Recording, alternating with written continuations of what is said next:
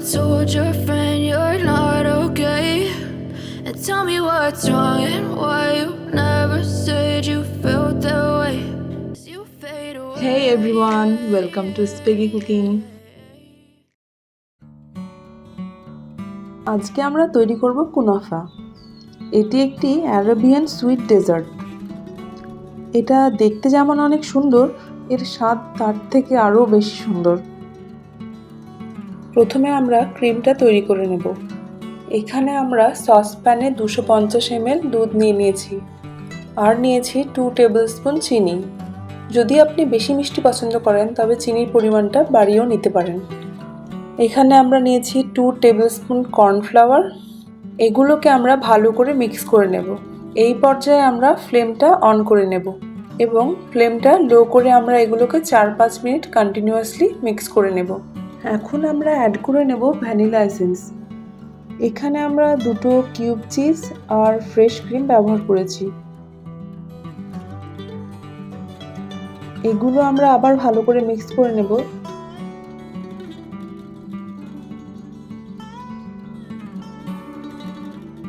এখানে আমরা ব্যবহার করেছি মেল্টেড ঘি। এই ঘিতে আমরা কিছুটা ফুড কালার অ্যাড করে নিয়েছি। এবার সেমাইগুলোকে আমরা ভালো করে হাত দিয়ে ভেঙে নেব। সেমাইগুলোতে এবারে আমরা ঘি অ্যাড করে নেব।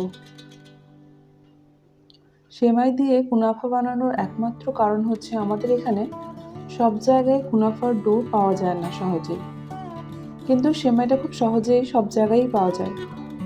তাই আমরা খুব সহজেই সেমাই দিয়ে বাড়িতে কুনাফা তৈরি করে নিতে পারবো, তাই জন্যই আমরা সেমাই ব্যবহার করছি। কুনাফা বানানোর জন্য আমাদের 2 ননস্টিকের ফ্রাই প্যানের প্রয়োজন। সেই 2 ফ্রাই প্যানেই আমরা ভালো করে বাটার লাগিয়ে নেব।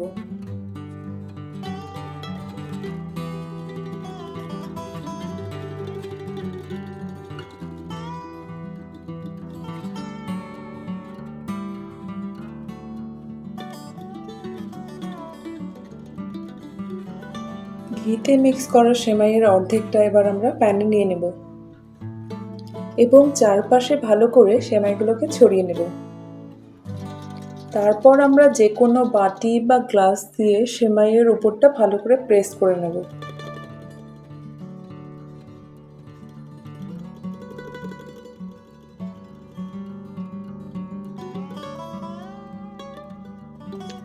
এবার সেমাইয়ের উপরে বানানো ক্রিমটা দিয়ে দেব। খেয়াল রাখবেন ক্রিমটা যাতে প্যানের গায়ে না লাগে, না হলে ক্রিমগুলো প্যানের গায়ে আটকে যেতে পারে। বাকি অর্ধেকটা সেমাই আমরা এবার ক্রিমের উপরে দিয়ে দেব। এবার হালকা হাতে সেমাইগুলোকে প্রেস করে শেপ করে নিতে হবে। 2 প্যান ব্যবহারের সাথে সাথে আমরা এক্সট্রা করে আরেকটি প্যান ব্যবহার করব।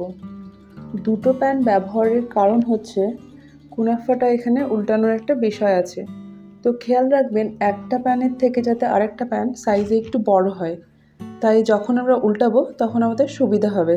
এই প্যানটা রেখে আমরা 10 মিনিট মতো বেক করব। নিচে একটা প্যান দেওয়ার কারণ হচ্ছে প্যান যদি আমরা না দিই তাহলে সেমাইগুলো পুড়ে যেতে পারে এবং কালারটা নষ্ট হয়ে যাওয়ার চান্স থাকে। কুনাফার একটা পিঠ যতক্ষণে বেক হচ্ছে ঠিক তখন আমরা সুগার সিরাপটা বানিয়ে নিতে পারি।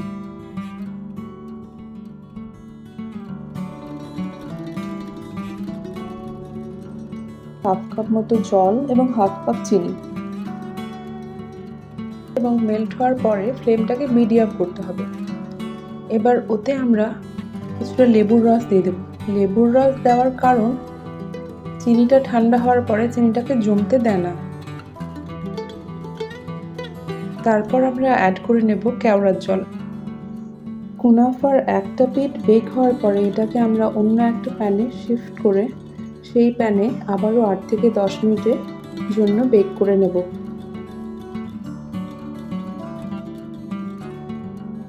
আমাদের কুনাফা একদম রেডি এবং সেই কুনাফাতে আমরা এবার সুগার সিরাপটা অ্যাড করে নেব।